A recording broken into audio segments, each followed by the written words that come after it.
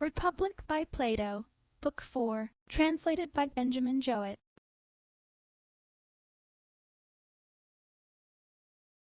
Here Adimantus interposed a question.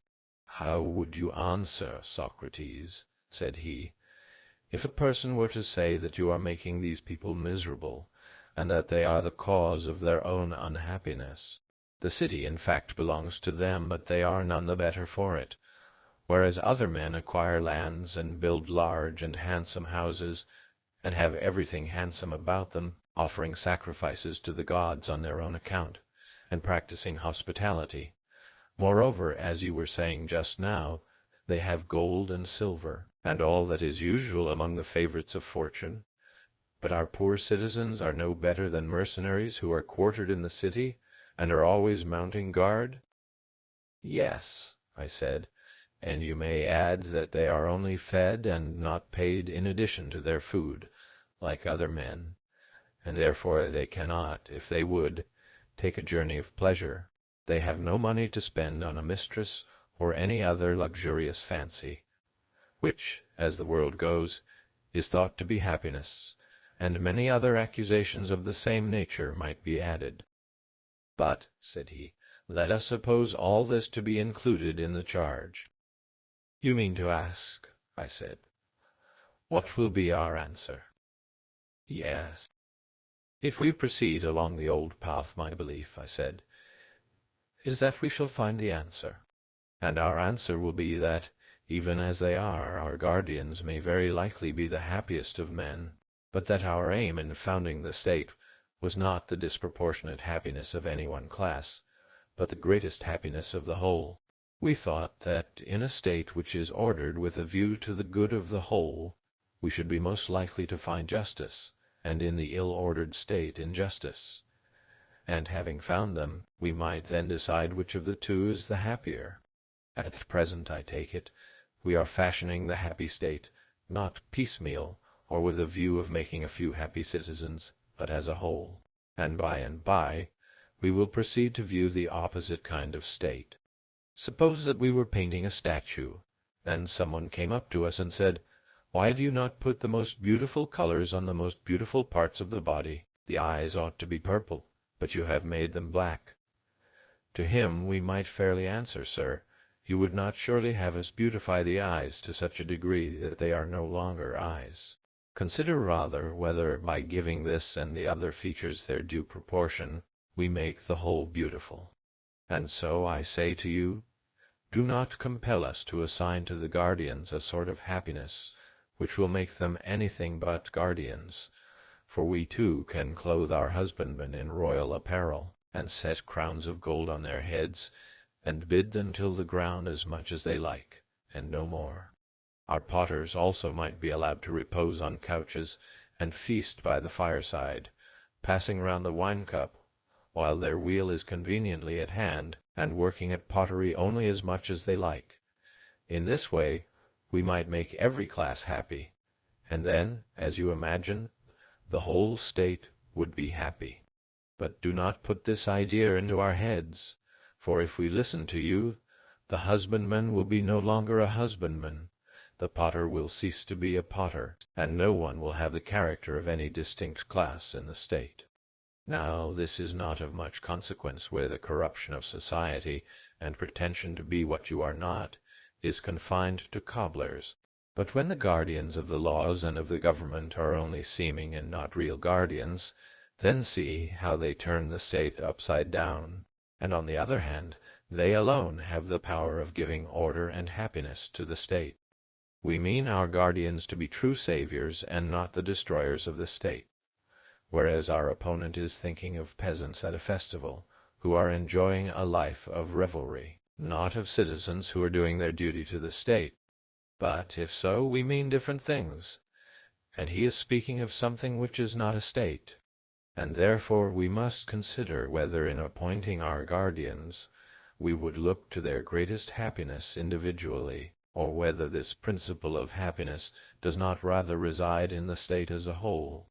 But if the latter be the truth, then the guardians and auxiliaries, and all others equally with them, must be compelled or induced to do their own work in the best way, and thus the whole state will grow up in a noble order, and the several classes will receive the proportion of happiness which nature assigns to them. I think that you are quite right. I wonder whether you will agree with another remark which occurs to me. What may that be? There seem to be two causes of the deterioration of the arts. What are they? Wealth, I said, and poverty. How do they act? The process is as follows. When a potter becomes rich, will he, think you, any longer take the same pains with his art? Certainly not. He will grow more and more indolent and careless. Very true. And the result will be that he becomes a worse potter. Yes, he greatly deteriorates. But, on the other hand, if he has no money and cannot provide himself with tools or instruments, he will not work equally well himself, nor will he teach his sons or apprentices to work equally well. Certainly not. Then, under the influence either of poverty or of wealth, workmen and their work are equally liable to degenerate. That is evident. Here, then, is a discovery of new evils, I said, against which the guardians will have to watch, or they will creep into the city unobserved. What evils? Wealth, I said, and poverty. The one is the parent of luxury and indolence, and the other of meanness and viciousness, and both of discontent. That is very true, he replied, but still I should like to know, Socrates, how our city will be able to go to war, especially against an enemy who is rich and powerful, if deprived of the sinews of war. There would certainly be a difficulty, I replied, in going to war with one such enemy. But there is no difficulty where there are two of them. How so? He asked.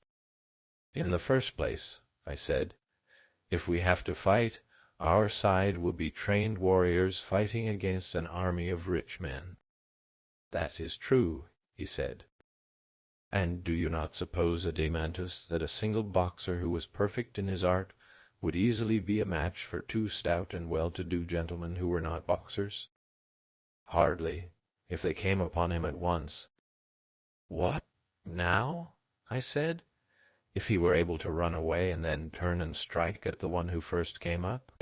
And supposing he were to do this several times under the heat of a scorching sun, might he not, being an expert, overturn more than one stout personage? Certainly, he said, there would be nothing wonderful in that. And yet rich men probably have a greater superiority in the science and practice of boxing than they have in military qualities. Likely enough. Then we may assume that our athletes will be able to fight with 2 or 3 times their own number? I agree with you, for I think you right.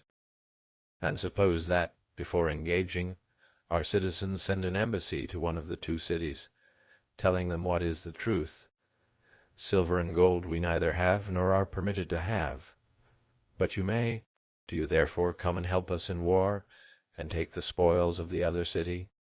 Who, on hearing these words, would choose to fight against lean, wiry dogs, rather than, with the dogs on their side, against fat and tender sheep? That is not likely. And yet there might be a danger to the poor state, if the wealth of many states were to be gathered into one. But how simple of you to use the term state at all of any but our own. Why so? You ought to speak of other states in the plural number. Not one of them is a city, but many cities, as they say in the game. For indeed any city, however small, is in fact divided into 2. One, the city of the poor, the other of the rich.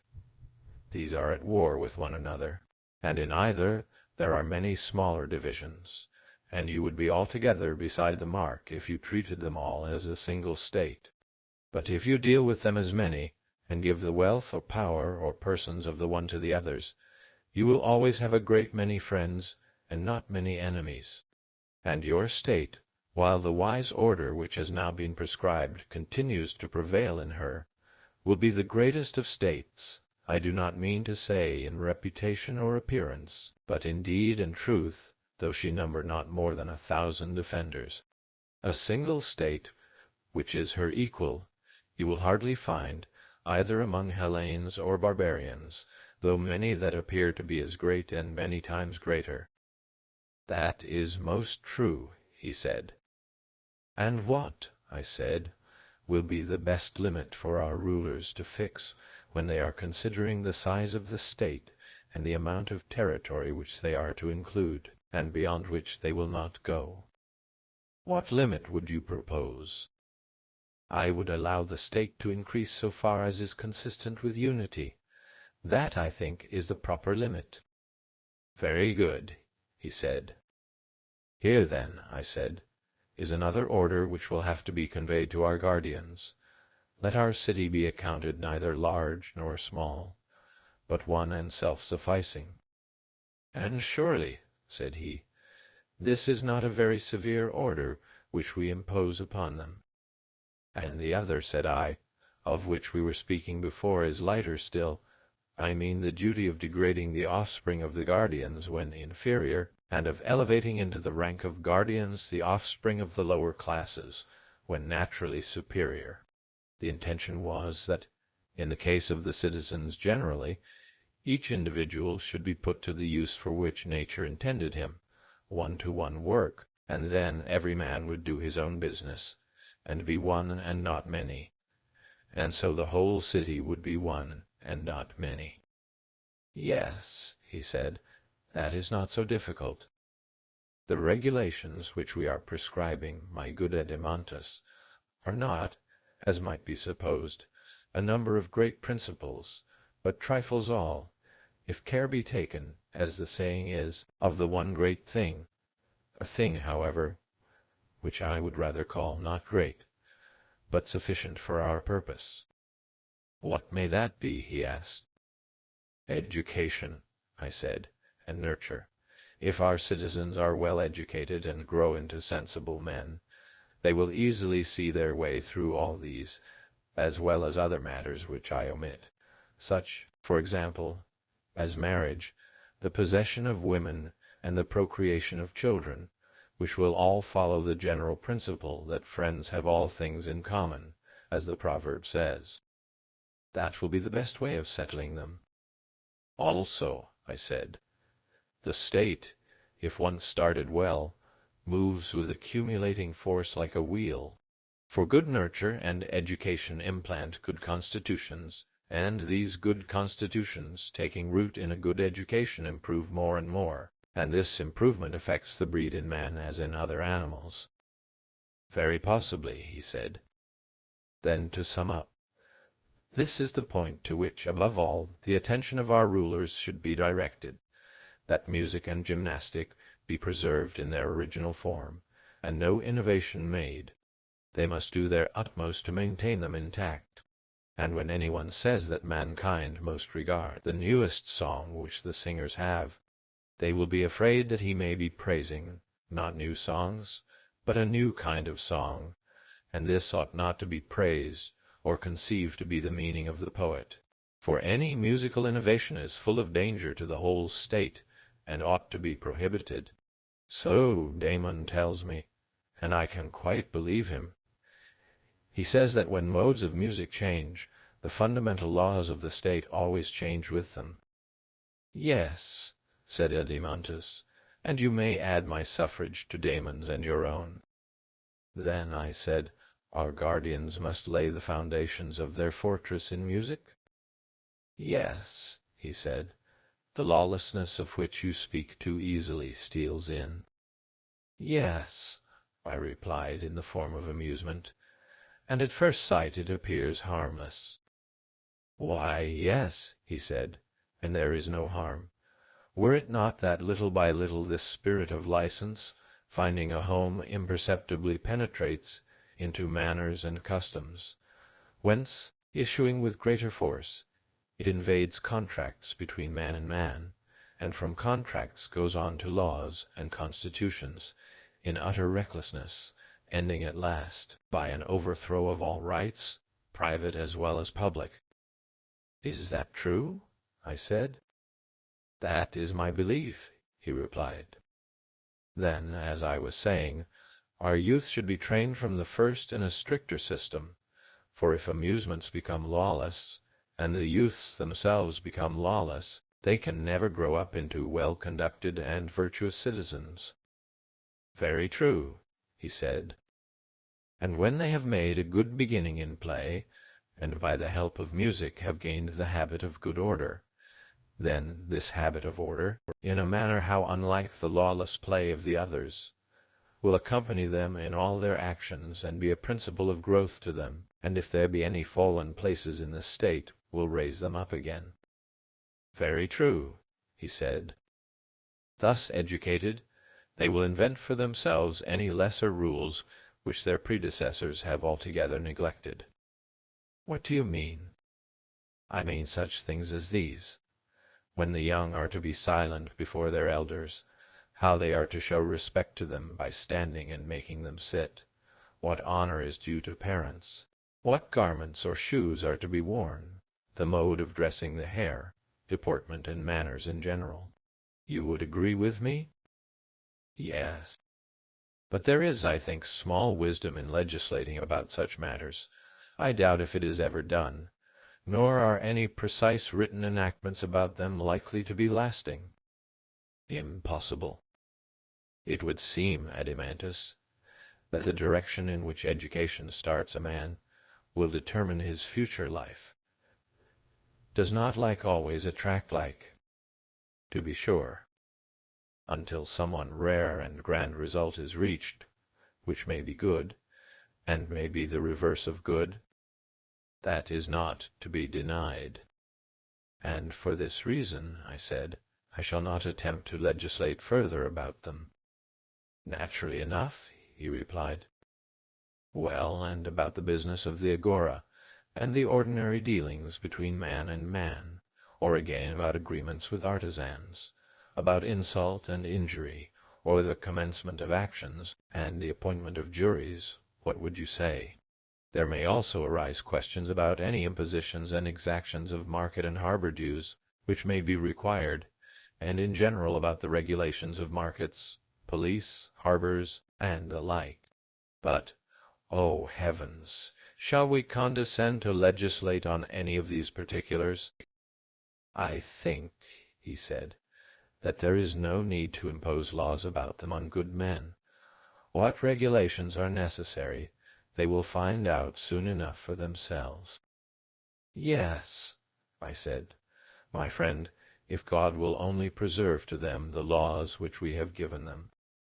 "And without divine help," said Adeimantus, "they will go on forever making and mending their laws, and their lives, in the hope of attaining perfection." "You would compare them," I said, "to those invalids who, having no self-restraint, will not leave off their habits of intemperance." "Exactly." "Yes," I said, "and what a delightful life they lead! They are always doctoring and increasing and complicating their disorders, and always fancying that they will be cured by any nostrum which anybody advises them to try." "Such cases are very common," he said, "with invalids of this sort." "Yes," I replied, "and the charming thing is that they deem him their worst enemy who tells them the truth, which is simply that unless they give up eating and drinking and wenching and idling, neither drug nor cautery nor spell nor amulet nor any other remedy will avail." "Charming," he replied. "I see nothing charming in going into a passion with a man who tells you what is right." "These gentlemen," I said, "do not seem to be in your good graces."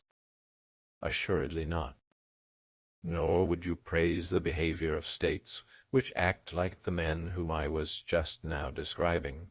For are there not ill-ordered states, in which the citizens are forbidden under pain of death to alter the constitution, and yet he who most sweetly courts those who live under this regime, and indulges them, and fawns upon them, and is skilful in anticipating and gratifying their humors, is held to be a great and good statesman?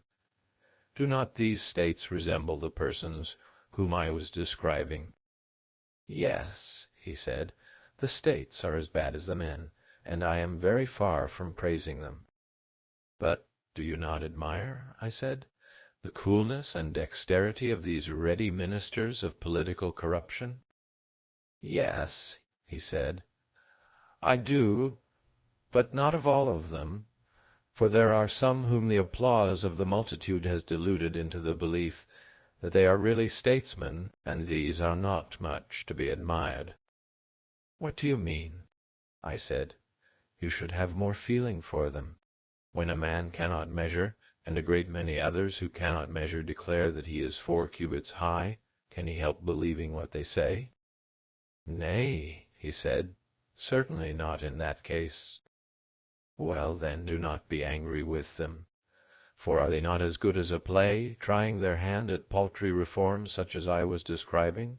They are always fancying that by legislation they will make an end of frauds in contracts, and the other rascalities which I was mentioning, not knowing that they are in reality cutting off the heads of a hydra.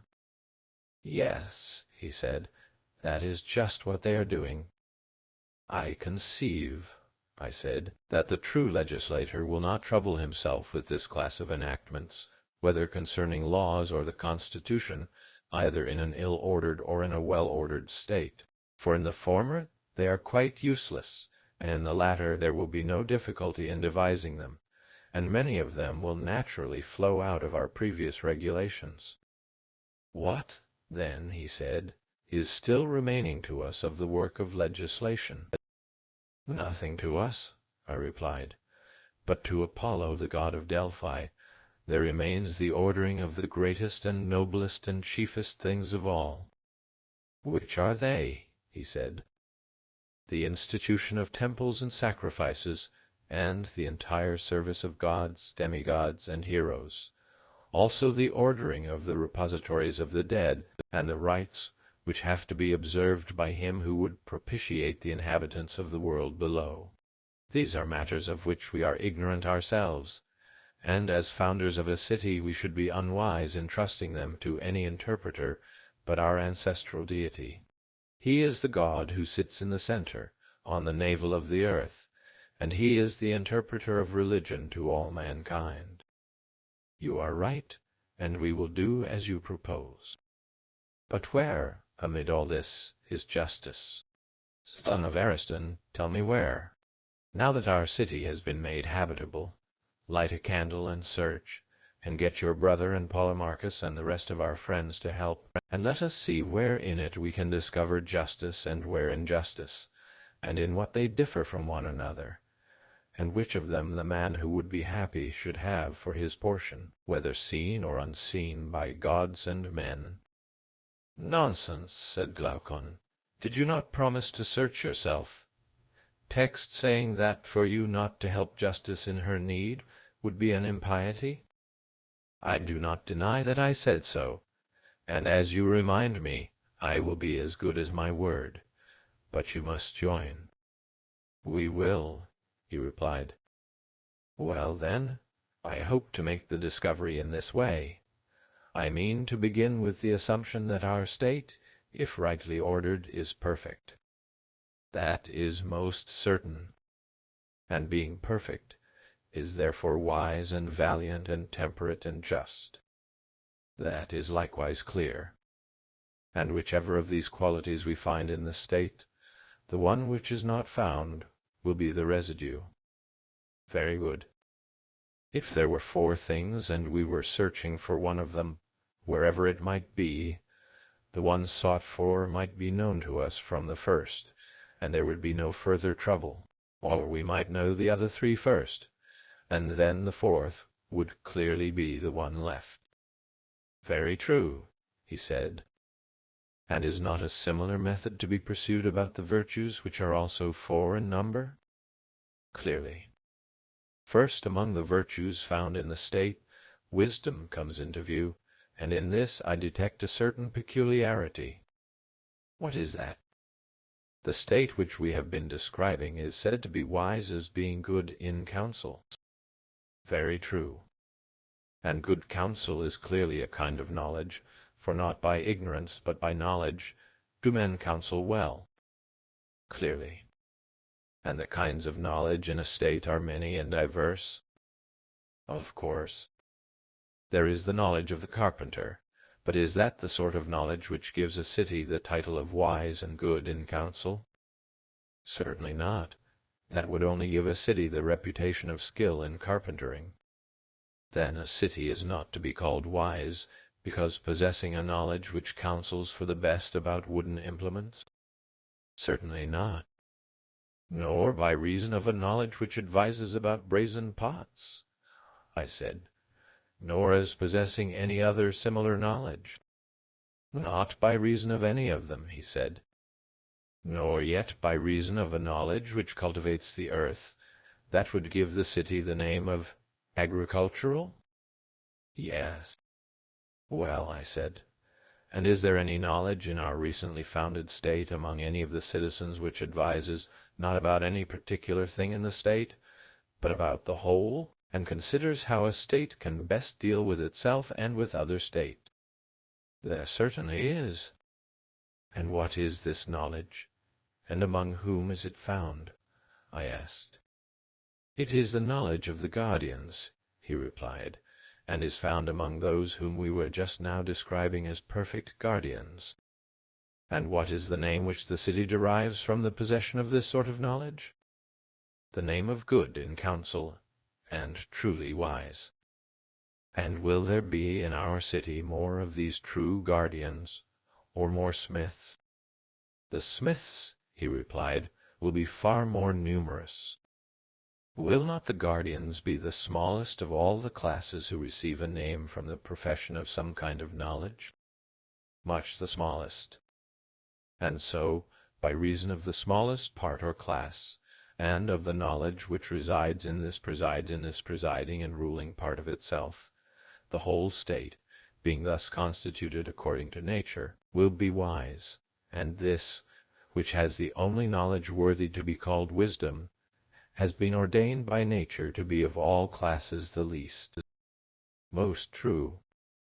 Thus then, I said, the nature and place in the state of one of the four virtues has somehow or other been discovered, and, in my humble opinion, very satisfactorily discovered, he replied. Again, I said, there is no difficulty in seeing the nature of courage, and in what part that quality resides which gives the name of courageous to the state. How do you mean? Why, I said, everyone who calls any state courageous or cowardly will be thinking of the part which fights and goes out to war on the state's behalf. No one, he replied, would ever think of any other. The rest of the citizens may be courageous, or may be cowardly, but their courage or cowardice will not, as I conceive, have the effect of making the city either the one or the other. Certainly not. The city will be courageous in virtue of a portion of herself which preserves under all circumstances that opinion about the nature of things to be feared, and not to be feared in which our legislator educated them, and this is what you term courage. I should like to hear what you are saying once more, for I do not think that I perfectly understand you. I mean that courage is a kind of salvation. Salvation of what? Of the opinion respecting things to be feared, what they are, and of what nature, which the law implants through education. And I mean by the words under all circumstances to intimate that in pleasure or in pain, or under the influence of desire or fear, a man preserves and does not lose this opinion. Shall I give you an illustration? If you please. You know, I said, that dyers, when they want to dye wool for making the true sea, purple, begin by selecting their white color first. This they prepare and dress with much care and pains, in order that the white ground may take the purple hue in full perfection. The dyeing then proceeds, and whatever is dyed in this manner becomes a fast color, and no washing either with lyes or without them can take away the bloom. But when the ground has not been duly prepared, you will have noticed how poor is the look, either of purple or of any other color. Yes, he said, I know that they have a washed-out and ridiculous appearance. Then now, I said, you will understand what our object was in selecting our soldiers and educating them in music and gymnastic. We were contriving influences which would prepare them to take the dye of the laws in perfection, and the color of their opinion about dangers and of every other opinion was to be indelibly fixed by their nurture and training, not to be washed away by such potent lies as pleasure, mightier agent far in washing the soul than any soda or lye, or by sorrow, fear, and desire, the mightiest of all other solvents. And this sort of universal saving power of true opinion in conformity with law about real and false dangers, I call, and maintain to be courage, unless you disagree. But I agree, he replied, for I suppose that you mean to exclude mere uninstructed courage, such as that of a wild beast or of a slave. This, in your opinion, is not the courage which the law ordains, and ought to have another name. Most certainly. Then I may infer courage to be such as you describe.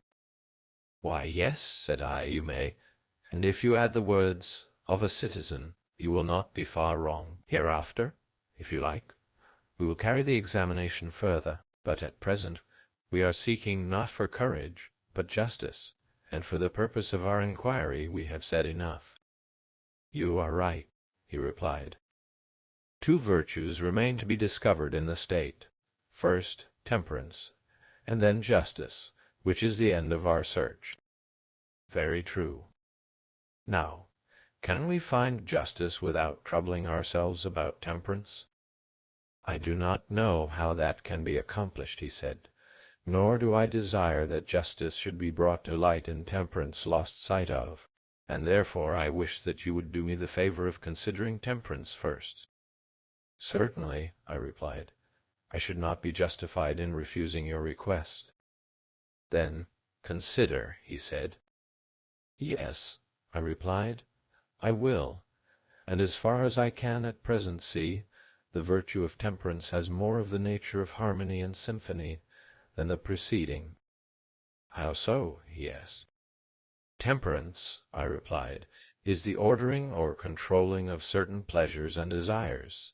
This is curiously enough implied in the saying of a man being his own master, and other traces of the same notion may be found in language. No doubt, he said. There is something ridiculous in the expression master of himself, for the master is also the servant, and the servant the master, and in all these modes of speaking the same person is denoted. Certainly. The meaning is, I believe, that in the human soul there is a better and also a worse principle, and when the better has the worse under control, then a man is said to be master of himself, and this is a term of praise. But when, owing to evil education or association, the better principle, which is also the smaller, is overwhelmed by the greater mass of the worse, in this case he is blamed and is called the slave of self and unprincipled. Yes, there is reason in that. And now, I said, look at our newly created state, and there you will find one of these two conditions realized. For the state, as you will acknowledge, may be justly called master of itself, if the words temperance and self-mastery truly express the rule of the better part over the worse. Yes, he said, I see that what you say is true. Let me further note that the manifold and complex pleasures and desires and pains are generally found in children and women and servants, and in the freemen so-called, who are of the lowest and more numerous class. Certainly, he said. Whereas the simple and moderate desires which follow reason and are under the guidance of mind and true opinion are to be found only in a few, and those the best born and best educated. Very true. These two, as you may perceive, have a place in our state, and the meaner desires of the many are held down by the virtuous desires and wisdom of the few. That I perceive, he said. Then, If there be any city which may be described as master of its own pleasures and desires, and master of itself, ours may claim such a designation. Certainly, he replied. It may also be called temperate, and for the same reasons. Yes. And if there be any state in which rulers and subjects will be agreed as to the question who are to rule, that again will be our state. Undoubtedly. And the citizens being thus agreed among themselves, in which class will temperance be found, in the rulers or in the subjects? In both, as I should imagine, he replied. Do you observe that we were not far wrong in our guess that temperance was a sort of harmony? Why so? Why, because temperance is unlike courage and wisdom, each of which resides in a part only, the one making the state wise and the other valiant. Not so temperance, which extends to the whole, and runs through all the notes of the scale, and produces a harmony of the weaker and the stronger and the middle class, whether you suppose them to be stronger or weaker in wisdom or power or numbers or wealth, or anything else. Most truly, then, may we deem temperance to be the agreement of the naturally superior and inferior, as to the right to rule of either, both in states and individuals. I entirely agree with you. And so, I said, we may consider 3 out of the 4 virtues to have been discovered in our state. The last of those qualities which make a state virtuous must be justice, if we only knew what that was. The inference is obvious. The time then has arrived, Glaucon, when, like huntsmen, we should surround the cover, and look sharp that justice does not steal away, and pass out of sight and escape us, for beyond a doubt she is somewhere in this country. Watch therefore and strive to catch a sight of her, and if you see her first, let me know. Would that I could! But you should regard me rather as a follower who has just eyes enough to see what you show him. That is about as much as I am good for. Offer up a prayer with me, and follow.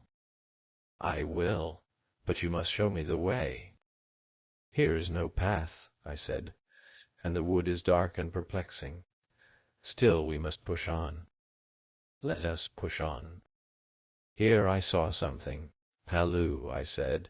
I begin to perceive a track, and I believe that the quarry will not escape. Good news, he said. Truly, I said. We are stupid fellows. Why so? Why, my good sir, at the beginning of our inquiry, ages ago, there was justice tumbling out at our feet, and we never saw her. Nothing could be more ridiculous. Like people who go about looking for what they have in their hands. That was the way with us.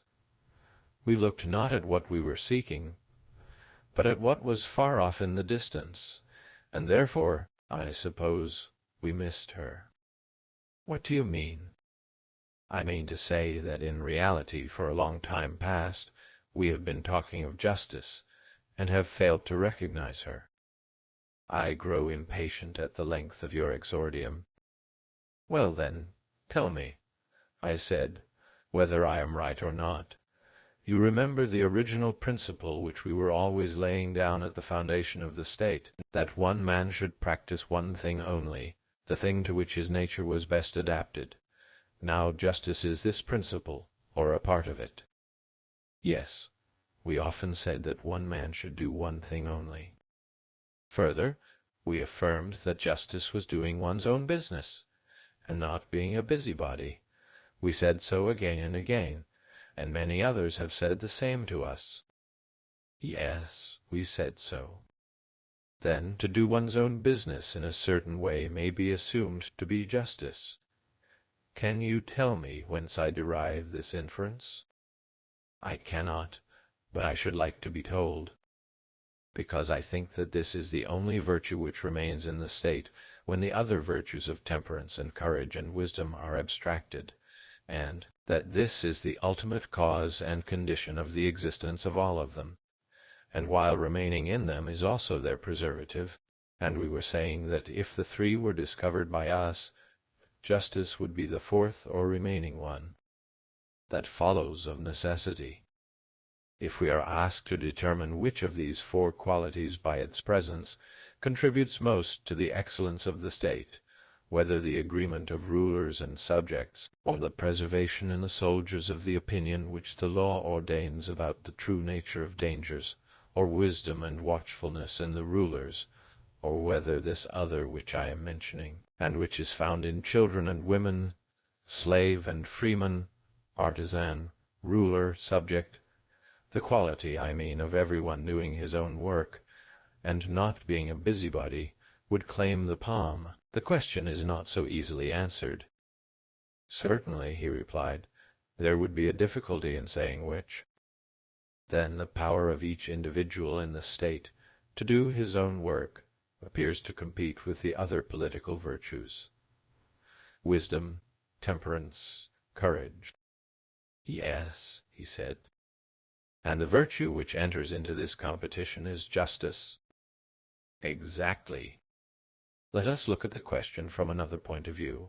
Are not the rulers in a state those to whom you would entrust the office of determining suits at law? Certainly. And are suits decided on any other ground, but that a man may neither take what is another's, nor be deprived of what is his own? Yes, that is their principle. Which is a just principle? Yes. Then, on this view, also justice will be admitted to be the having and doing what is a man's own, and belongs to him. Very true. Think, now, and say whether you agree with me or not. Suppose a carpenter to be doing the business of a cobbler, or a cobbler of a carpenter, and suppose them to exchange their implements or their duties, or the same person to be doing the work of both, or whatever be the change. Do you think that any great harm would result to the state? Not much. But when the cobbler, or any other man whom nature designed to be a trader, having his heart lifted up by wealth or strength or the number of his followers, or any like advantage, attempts to force his way into the class of warriors, or a warrior into that of legislators and guardians, for which he is unfitted, and either to take the implements or the duties of the other, or when one man is trader, legislator, and warrior all in one, then I think you will agree with me in saying that this interchange and this meddling of one with another is the ruin of the state. Most true. Seeing then, I said, that there are three distinct classes, any meddling of one with another, or the change of one into another, is the greatest harm to the state, and may be most justly termed evil doing. Precisely. And the greatest degree of evil, doing to one's own city, would be termed by you injustice. Certainly. This then is injustice. And on the other hand, when the trader, the auxiliary, and the guardian each do their own business, that is justice, and will make the city just. I agree with you. We will not, I said, be over positive as yet. But if, on trial, this conception of justice be verified in the individual as well as in the state, there will be no longer any room for doubt. If it be not verified, we must have a fresh enquiry. First, let us complete the old investigation, which we began, as you remember, under the impression that if we could previously examine justice on the larger scale, there would be less difficulty in discerning her in the individual. That larger example appeared to be the state, and accordingly we constructed as good a one as we could, knowing well that in the good state justice would be found. Let the discovery which we made be now applied to the individual. If they agree, we shall be satisfied, or, if there be a difference in the individual, we will come back to the state and have another trial of the theory. The friction of the two, when rubbed together, may possibly strike a light in which justice will shine forth, and the vision which is then revealed we will fix in our souls. That will be in regular course. Let us do as you say. I proceeded to ask, when two things, a greater and less, are called by the same name, Are they like or unlike in so far as they are called the same? Like, he replied. The just man, then, if we regard the idea of justice only, will be like the just state. He will. And a state was thought by us to be just when the three classes in the state severally did their own business, and also thought to be temperate and valiant and wise, by reason of certain other affections and qualities of these same classes. True, he said. And so of the individual. We may assume that he has the same three principles in his own soul, which are found in the state, and he may be rightly described in the same terms, because he is affected in the same manner? Certainly, he said. Once more then, O my friend, we have alighted upon an easy question, whether the soul has these three principles or not. An easy question. Nay, rather, Socrates, the proverb holds that hard is the good. Very true, I said, and I do not think that the method which we are employing is at all adequate to the accurate solution of this question. The true method is another and a longer one. Still we may arrive at a solution not below the level of the previous inquiry. May we not be satisfied with that? He said. Under the circumstances I am quite content. I too, I replied, shall be extremely well satisfied. Then faint not in pursuing the speculation, he said. Must we not acknowledge, I said, that in each of us there are the same principles and habits which there are in the state, and that from the individual they pass into the state? How else can they come there? Take the quality of passion or spirit. It would be ridiculous to imagine that this quality, when found in states, is not derived from the individuals who are supposed to possess it. Example given, the Thracians, Scythians, and in general the northern nations, and the same may be said of the love of knowledge, which is the special characteristic of our part of the world, or of the love of money, which may with equal truth be attributed to the Phoenicians and Egyptians. Exactly so, he said. There is no difficulty in understanding this. None whatever. But the question is not quite so easy when we proceed to ask whether these principles are three or one, whether, that is to say, we learn with one part of our nature, are angry with another, and with the third part desire the satisfaction of our natural appetites, or whether the whole soul comes into play in each sort of action. To determine that is the difficulty. Yes, he said, there lies the difficulty. Then let us now try and determine whether they are the same or different. How can we? He asked. I replied as follows. The same thing clearly cannot act or be acted upon in the same part, or in relation to the same thing at the same time, in contrary ways, and therefore whenever this contradiction occurs in things apparently the same, we know that they are really not the same, but different. Good. For example, I said, can the same thing be at rest and in motion at the same time in the same part? Impossible. Still, I said, let us have a more precise statement of terms, lest we should hereafter fall out by the way. Imagine the case of a man who is standing and also moving his hands and his head, and suppose a person to say that one and the same person is in motion and at rest at the same moment. To such a mode of speech we should object, and should rather say that one part of him is in motion while another is at rest. Very true. And suppose the objector to refine still further, and to draw the nice distinction that not only parts of tops, but whole tops, when they spin round with their pegs fixed on the spot, are at rest and in motion at the same time, and he may say the same of anything which revolves in the same spot, his objection would not be admitted by us, because in such cases things are not at rest and in motion in the same parts of themselves. We should rather say that they have both an axis and a circumference, and that the axis stands still, for there is no deviation from the perpendicular, and that the circumference goes round. But if, while revolving, the axis inclines either to the right or left, forwards or backwards, then in no point of view can they be at rest. That is the correct mode of describing them, he replied.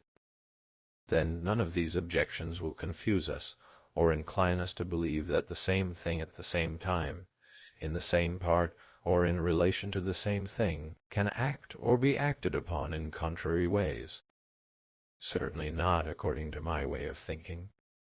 Yet, I said, that we may not be compelled to examine all such objections, and prove at length that they are untrue. Let us assume their absurdity, and go forward on the understanding that hereafter, if this assumption turn out to be untrue, all the consequences which follow shall be withdrawn. Yes, he said, that will be the best way. Well, I said, would you not allow that assent and dissent, desire and aversion, attraction and repulsion, are all of them opposites, whether they are regarded as active or passive? For that makes no difference in the fact of their opposition. Yes, he said, they are opposites. Well, I said, and hunger and thirst, and the desires in general, and again willing and wishing, all these you would refer to the classes already mentioned. You would say, would you not, that the soul of him who desires is seeking after the object of his desire, or that he is drawing to himself the thing which he wishes to possess, or again, when a person wants anything to be given him, his mind, longing for the realization of his desire, intimates his wish to have it by a nod of assent, as if he had been asked a question. Very true.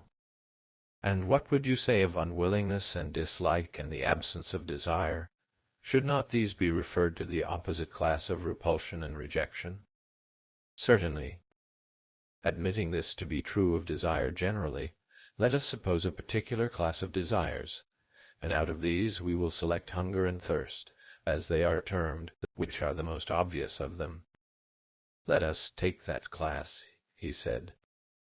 The object of one is food, and of the other drink? Yes. And here comes the point. Is not thirst the desire which the soul has of drink, and of drink only, not of drink qualified by anything else? For example, warm or cold, or much or little, or, in a word, drink of any particular sort, but if the thirst be accompanied by heat, then the desire is of cold drink, or if accompanied by cold, then of warm drink, or if the thirst be excessive, then the drink which is desired will be excessive, or if not great, the quantity of drink will also be small. But thirst pure and simple will desire drink pure and simple, which is the natural satisfaction of thirst, as food is of hunger. Yes, he said. The simple desire is, as you say, every case of the simple object, and the qualified desire of the qualified object. But here a confusion may arise, and I should wish to guard against an opponent starting up and saying that no man desires drink only, but good drink, or food only, but good food, for good is the universal object of desire, and thirst being a desire, will necessarily be thirst after good drink, and the same is true of every other desire. Yes, he replied, the opponent might have something to say. Nevertheless, I should still maintain that of relatives some have a quality attached to either term of the relation, others are simple, and have their correlatives simple. I do not know what you mean.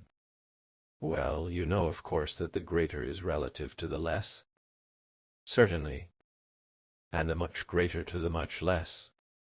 Yes.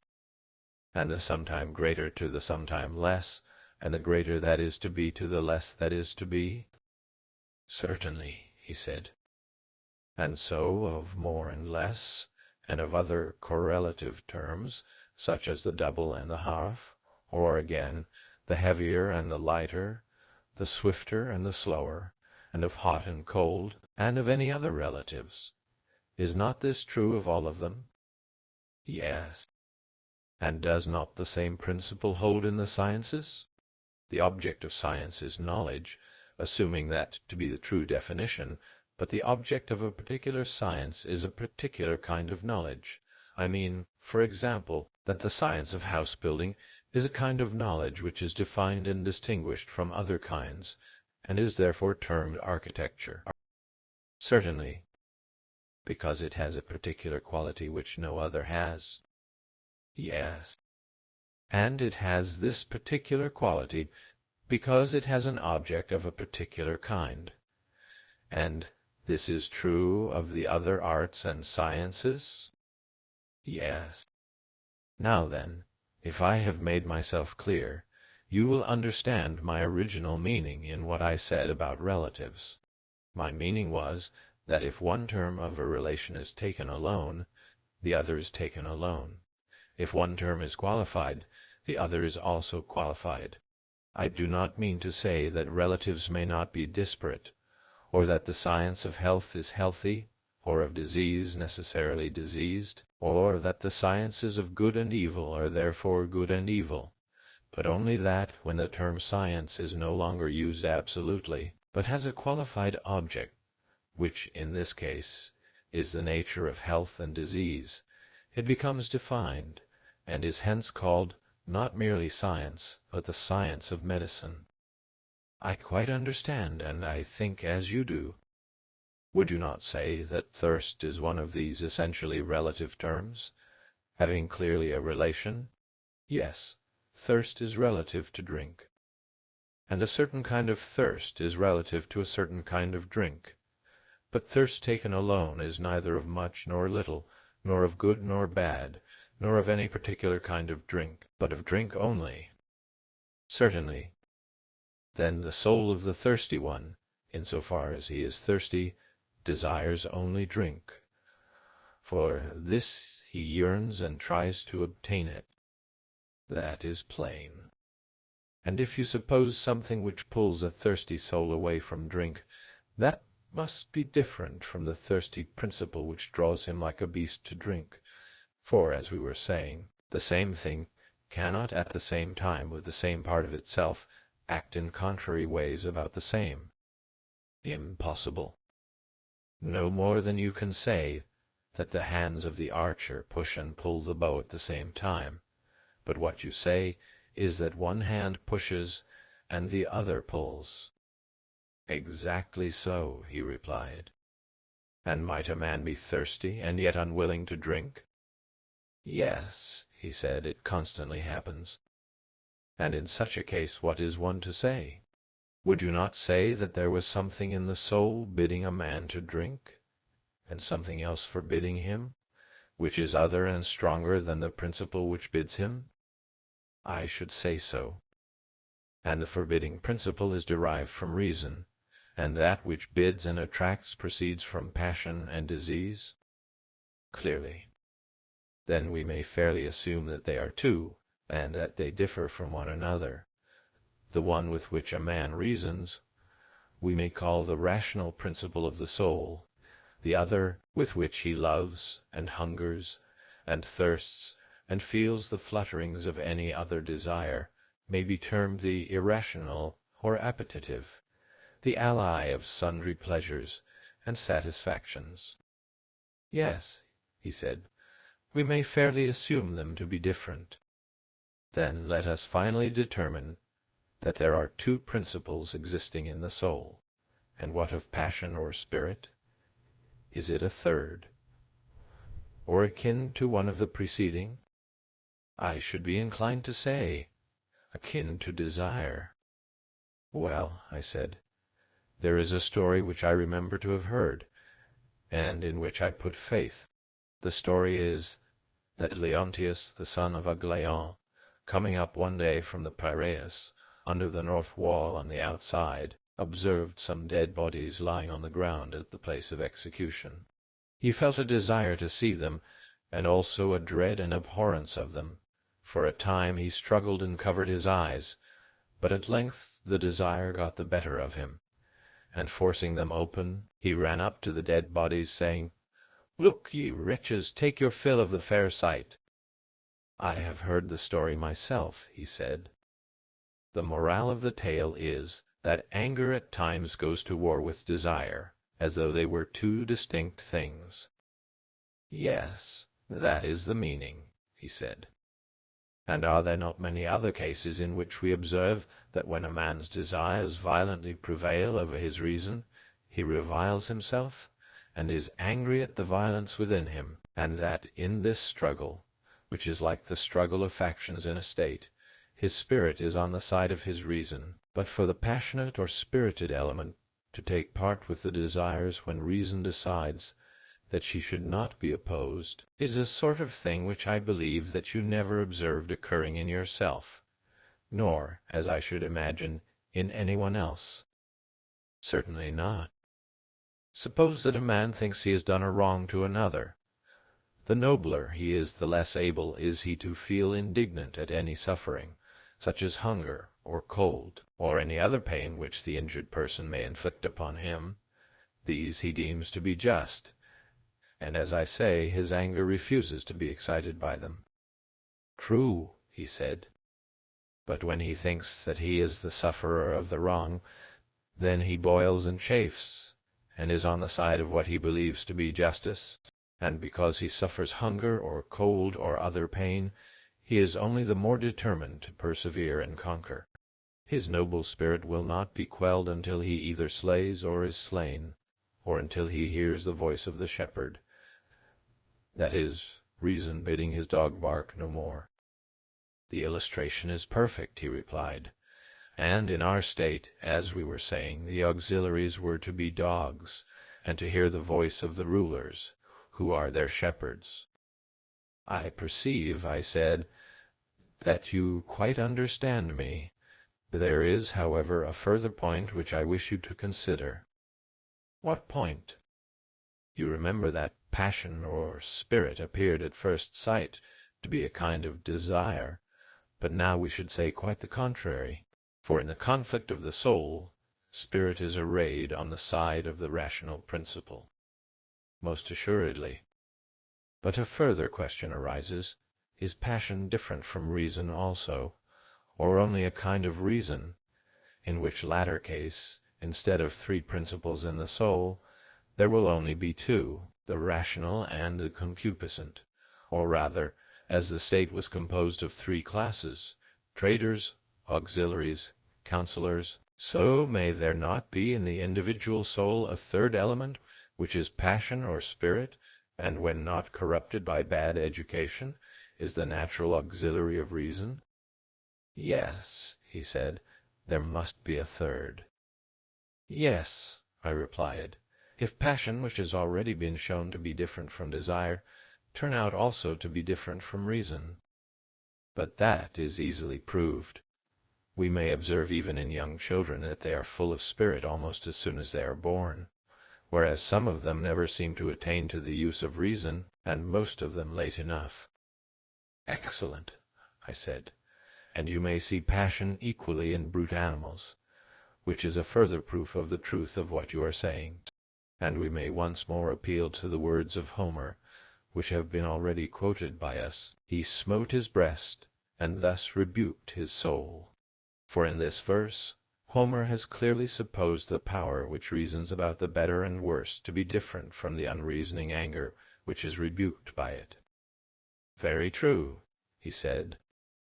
And so, after much tossing, we have reached land, and are fairly agreed that the same principles which exist in the state exist also in the individual, and that they are three in number. Exactly. Must we not then infer that the individual is wise in the same way, and in virtue of the same quality which makes the state wise? Certainly. Also, that the same quality which constitutes courage in the state constitutes courage in the individual, and that both the state and the individual bear the same relation to all the other virtues? Assuredly. And the individual will be acknowledged by us to be just in the same way in which the state is just? That follows, of course. We cannot but remember that the justice of the state consisted in each of the three classes doing the work of its own class. "We are not very likely to have forgotten," he said. "We must recollect that the individual in whom the several qualities of his nature do their own work will be just, and will do his own work." "Yes," he said, "we must remember that too. And ought not the rational principle, which is wise and has the care of the whole soul, to rule, and the passionate or spirited principle to be the subject and ally?" "Certainly. And, as we were saying, the united influence of music and gymnastic will bring them into accord, nerving and sustaining the reason with noble words and lessons, and moderating and soothing and civilizing the wildness of passion by harmony and rhythm." "Quite true," he said. "And these two, thus nurtured and educated, and having learned truly to know their own functions, will rule over the concupiscent, which in each of us is the largest part of the soul, and by nature most insatiable of gain. Over this they will keep guard, lest waxing great and strong with the fullness of bodily pleasures, as they are termed, the concupiscent soul, no longer confined to her own sphere, should attempt to enslave and rule those who are not her natural-born subjects, and overturn the whole life of man." "Very true," he said. "Both together will they not be the best defenders of the whole soul and the whole body against attacks from without, the one counseling and the other fighting under his leader, and courageously executing his commands and counsels?" "True. And he is to be deemed courageous whose spirit retains in pleasure and in pain the commands of reason about what he ought or ought not to fear." "Right," he replied. "And him we call wise, who has in him that little part which rules, and which proclaims these commands, that part, too, being supposed to have a knowledge of what is for the interest of each of the three parts, and of the whole." "Assuredly." "And would you not say that he is temperate who has these same elements in friendly harmony, in whom the one ruling principle of reason and the two subject ones of spirit and desire are equally agreed that reason ought to rule, and do not rebel?" "Certainly," he said. "That is the true account of temperance, whether in the state or individual." "And surely," I said, "we have explained again and again how and by virtue of what quality a man will be just." "That is very certain." "And is justice dimmer in the individual, and is her form different, or is she the same which we found her to be in the state?" "There is no difference in my opinion," he said, "because, if any doubt is still lingering in our minds, a few commonplace instances will satisfy us of the truth of what I am saying." "What sort of instances do you mean?" "If the case is put to us, must we not admit that the just state, or the man who is trained in the principles of such a state, will be less likely than the unjust to make away with a deposit of gold or silver? Would anyone deny this?" "No one," he replied. "Will the just man or citizen ever be guilty of sacrilege or theft or treachery, either to his friends or to his country?" "Never." "Neither will he ever break faith where there have been oaths or agreements?" "Impossible." "No one will be less likely to commit adultery, or to dishonor his father and mother, or to fail in his religious duties?" "No one." "And the reason is that each part of him is doing its own business, whether in ruling or being ruled?" "Exactly so." "Are you satisfied, then, that the quality which makes such men and such states is justice, or do you hope to discover some other?" "Not I, indeed." "Then our dream has been realized, and the suspicion which we entertained at the beginning of our work of construction, that some divine power must have conducted us to a primary form of justice, has now been verified?" "Yes, certainly." "And the division of labor which required the carpenter and the shoemaker and the rest of the citizens to be doing each his own business, and not another's, was a shadow of justice, and for that reason it was of use?" "Clearly." "But in reality Justice was such as we were describing, being concerned, however, not with the outward man, but with the inward, which is the true self and concernment of man. For the just man does not permit the several elements within him to interfere with one another, or any of them to do the work of others. He sets in order his own inner life, and is his own master in his own law, and at peace with himself. And when he has bound together the three principles within him, which may be compared to the higher, lower, and middle notes of the scale, and the intermediate intervals, when he has bound all these together and is no longer many, but has become one entirely temperate and perfectly adjusted nature, then he proceeds to act, if he has to act, whether in a matter of property, or in the treatment of the body, or in some affair of politics or private business, always thinking and calling that which preserves and cooperates with this harmonious condition just and good action, and the knowledge which presides over it, wisdom, and that which at any time impairs this condition, he will call unjust action, and the opinion which presides over it, ignorance. You have said the exact truth, Socrates. Very good. And if we were to affirm that we had discovered the just man and the just state, and the nature of justice in each of them, we should not be telling a falsehood. Most certainly not. May we say so, then? Let us say so. And now, I said, injustice has to be considered. Clearly. Must not injustice be a strife which arises among the three principles, a meddlesomeness and interference, and rising up of a part of the soul against the whole, an assertion of unlawful authority, which is made by a rebellious subject against a true prince, of whom he is the natural vassal? What is all this confusion and delusion but injustice, and intemperance and cowardice and ignorance, and every form of vice? Exactly so.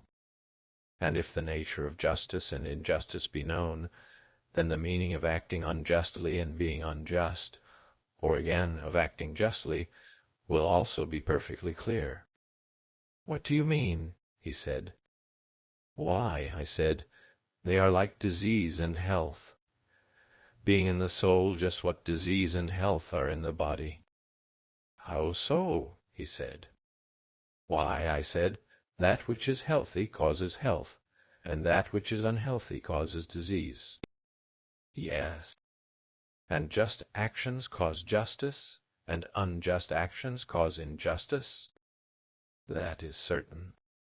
And the creation of health is the institution of a natural order and government of one by another in the parts of the body, and the creation of disease is the production of a state of things at variance with this natural order? True. And is not the creation of justice the institution of a natural order and government of one by another in the parts of the soul, and the creation of injustice the production of a state of things at variance with the natural order? Exactly so, he said. Then virtue is the health and beauty and well-being of the soul, and vice the disease and weakness and deformity of the same? True. And do not good practices lead to virtue, and evil practices to vice? Assuredly.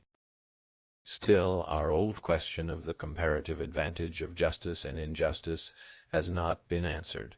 Which is the more profitable, to be just and act justly and practice virtue, whether seen or unseen of gods and men, or to be unjust and act unjustly, if only unpunished and unreformed?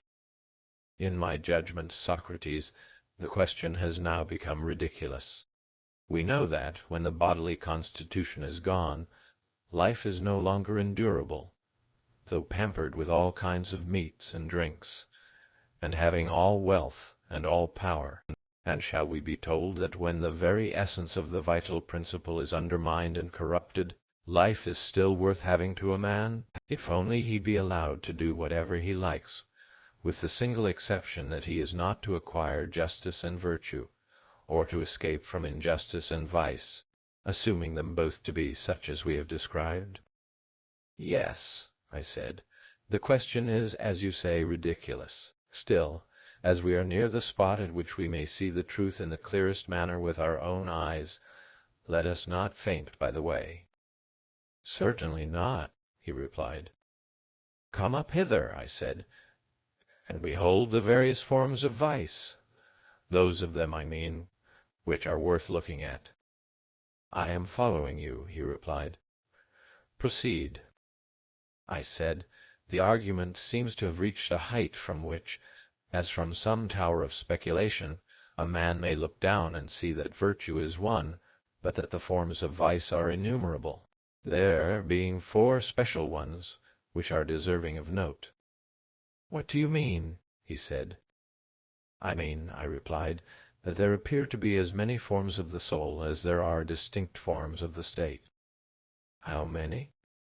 "There are 5 of the state and 5 of the soul," I said. "What are they?" "The first," I said, "is that which we have been describing, and which may be said to have 2 names, monarchy and aristocracy, accordingly as rule is exercised by one distinguished man or by many." "True," he replied.